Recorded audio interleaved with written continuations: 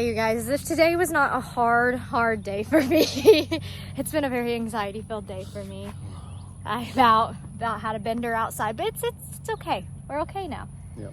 And hard days come with new life. Guys, we have some new life here. We've got a little baby girl. He's such a sweet girl. I know. I'm gonna take care of you in just a minute. And then we got little baby boy over here with Mama Carrie. We're so proud of you, Mama. Yeah. Good girl. I'm gonna give you all the treats. Now, that is all great. Everything is great, but I'm noticing red flags. I've had many baby goats over at my mom's, and we've bottle fed goats. Elvis had to be pulled from his mom and bottle fed. It was a whole thing. So I've been through the whole nine with this. You've seen bottle fed goats too. Yeah, many times. But one thing that we need to think about as a sanctuary is having friendly animals. Gunpowder, be nice. Gunpowder's trying to stalk and pounce on her. She just wants to see. We want friendly animals. And today, more than any other day, I am 100% sure that these babies need to be bottle fed and socialized after they have about 2 or 3 days on mom to get colostrum. And I say this, and a lot of you are gonna probably push back a little bit, but that's okay. You are allowed to have your opinions just as we're allowed to have ours. But how hard was goat worming yesterday after we got all the easy ones done? The untouchable goats are really hard. It was awful. We had to pull trucks into the yard. And you'll see that video come out, and you know what? I was gonna kind of make it look like it was a lot easier than it was with the editing, but I'm gonna make it look just as hard as it was, because that was awful. It was hard. It was not a fun day, and we don't want goats that can't be handled, because here's the thing. I've been watching Carrie for days, but I haven't been able to check her to see if she's like about to give birth or she's having issues in there, possibly stillborn. I don't know. Carrie's untouchable. She's untouchable, and I don't want more untouchable babies because it makes life really difficult, and then y'all won't be able to see them. Hi, Annie. Annie's already came and seen the babies. But here's... Not only that, who wants to have a pet they can't pet and they can't love on? You know what I mean? Exactly. And we want the best life for them, and I feel like the best life for them isn't always being untouchable, because then they get stressed out when we have to do things for them. So there's my piece. There's my ramble. If you don't like the choice, I'm sorry, but this is what we are going to do eventually. This is something I'm not going to say I'm going to be harsh about, but I'm going to stand my ground with, as I believe is the best decision. Me and Ellie have talked it over. We will bottle feed them after 3 to 4 days. I don't have scissors, so I can't cut this. Oh, are you peeing? Are you going pee-pee? That's so good. So I told you there were some issues. We did the live and everything looked good until I sat and actually looked at what was happening. When I came out here, baby girl was underneath the trampoline.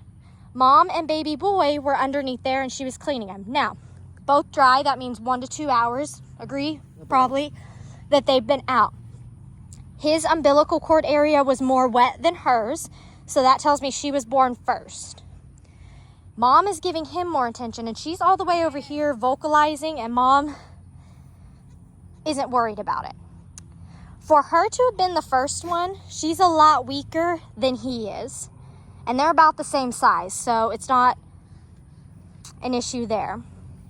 So we are going to take them to a stall. We're going to set up a GoPro or something, some kind of camera in there to make sure that they're getting colostrum. That's like the first 72 hours, the first 3 days, first week, that they have that vital milk that gives them the immunity boost that they need. And so they will be allowed to have that. But Mom could not be worried about this baby because she's worried about the other one because there's too much going on. You know, you never know. So we are going to just give her to Annie. Annie seems to be more interested in her than her own mom does. Annie, you're going to take over another baby? This is another perfect example. Annie, Indy, and Ernie are perfect examples of why bottle feeding can be so important. Indy. Well, y'all have seen on Lester and Jamie's channel how hard it is to shear them and take care of their feet and all those things. And while it's funny to watch, it can be very distressing as the people that run the day-to-day, knowing it's really hot out here and they're going to need to get sheared. Running laps in 100-degree sun. is not... Nobody wants to do that. It's not good, and it's not healthy to stress them out. So I'm sorry to be going on a rant like this. I know I don't normally do rants, y'all. I'm not calling anybody out. But when y'all see this video, before you freak out about the fact that they will be bottle fed and taken off of mom after ample time, that's the key word here. They are getting colostrum. Just hear me out and try to understand where I'm coming from as an animal parent who wants to do the best and be able to treat them and give them medicine in the best. So we're going to get started on cleaning the stalls, and because I have to move Hey around. I'm going to have to move Hey so we can make room for them. And we're going to give them new shavings. We're going to give them hay. We're going to give her food and clean water. Anything else that she needs to survive and thrive. No, I think that's it. That sums it up. But do you see what I mean about how this is a little bit alarming? Yeah, I couldn't tell when I was watching, like when I was doing the live, and I had sunglasses on, so I could barely see anything, to be honest with you. But then after I kind of looked, I saw them next to each other. Yeah, he's huge, and she has like little jelly legs.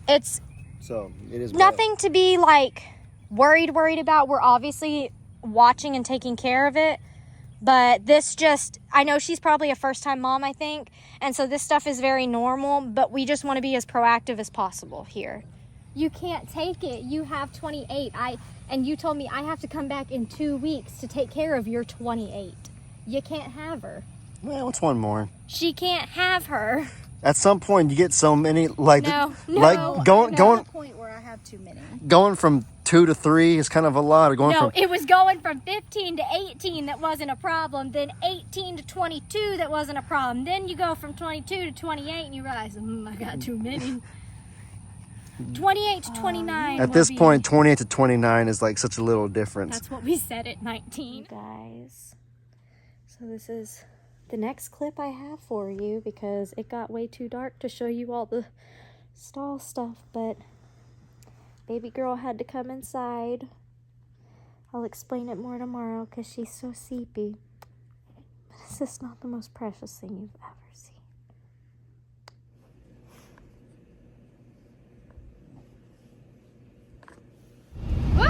It's bumpy.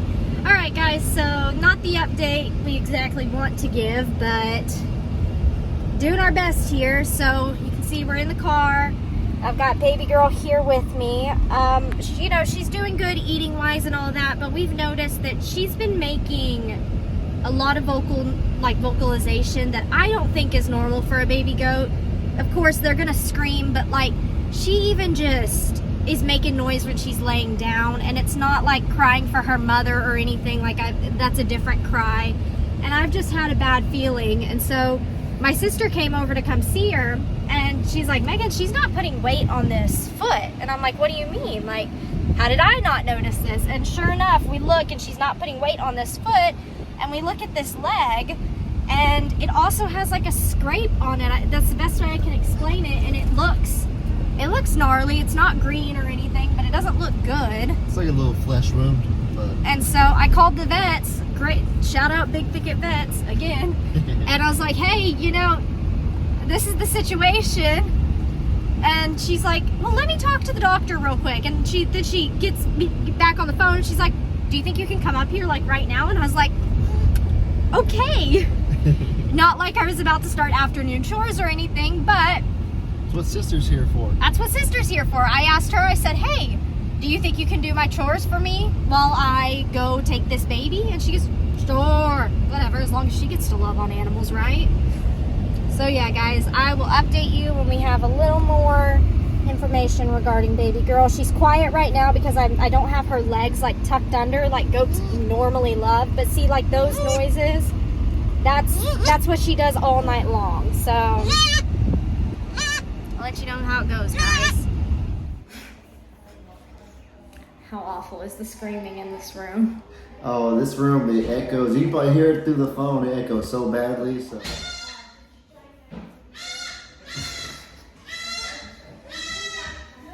Everybody's talking about how cute she is. And yes, very cute, right? But when you hear that all night long, your ears ring. It's cute at 5 p.m., but at 5 a.m. when we have her in the middle of the night, it's not as cute. No. Love her to death, but man, that scream is deafening. All right. Hey guys, this has been a wild video. It's been a wild 24 hours for me. So this is our update after the vet. And a lot happened. You know, she's stable, things are okay, but if not treated, it can be fatal. Don't mind the kittens. So initial issue that doctor was asking us was, did she get passive transfer from mom?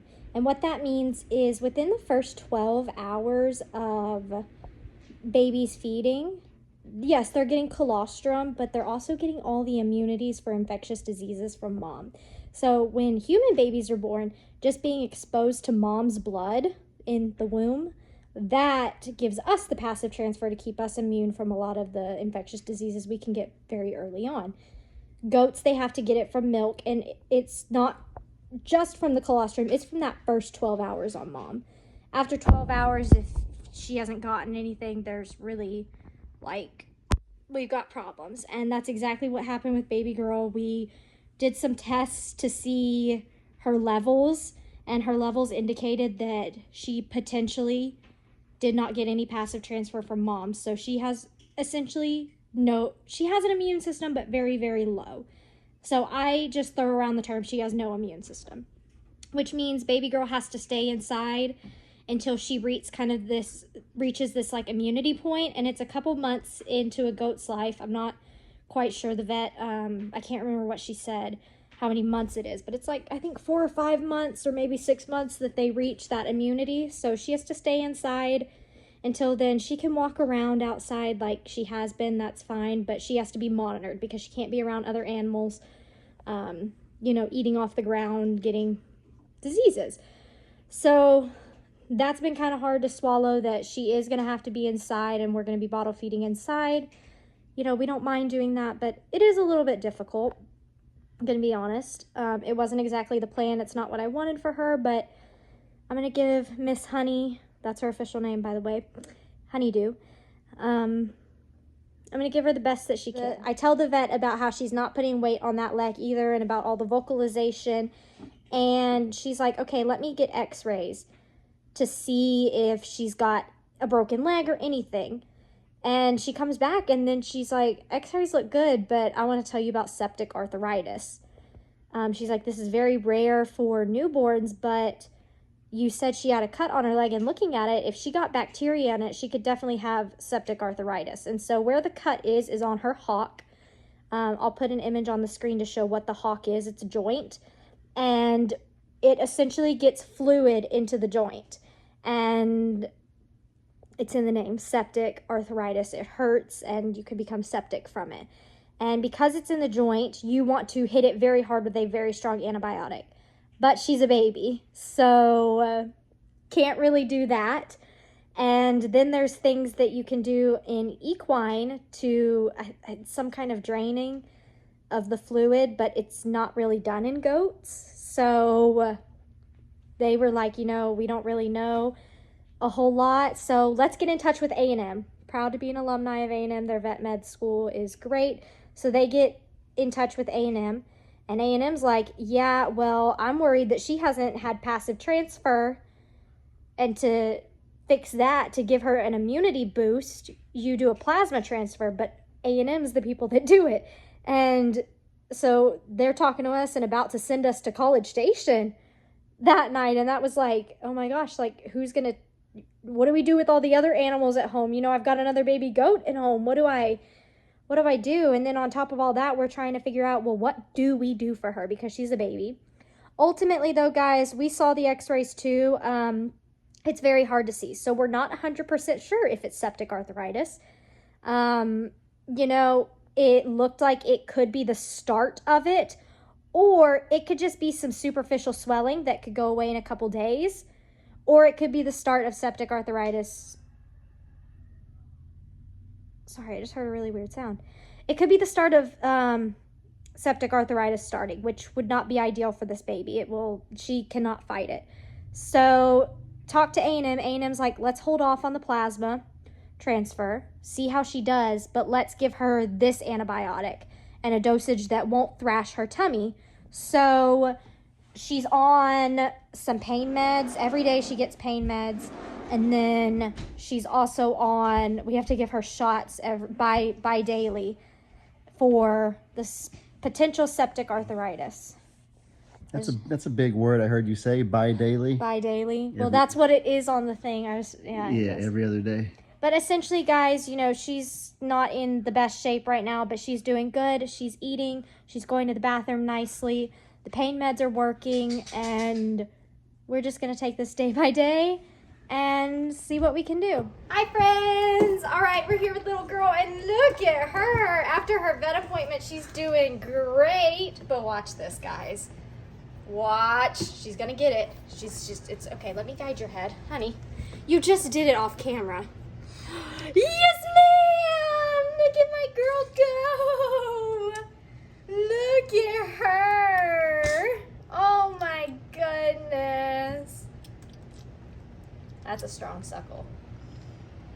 That's a strong suckle. And then there's Loveland.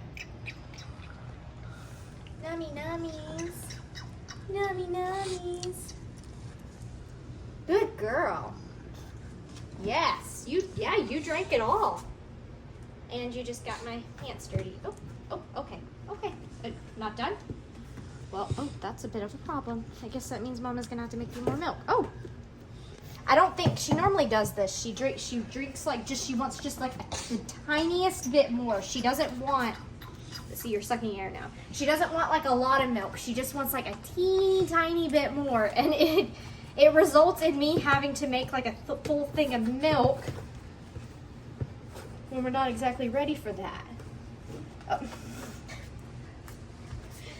Look at this eager beaver. Mwah. Woo. Kid milk tastes gross.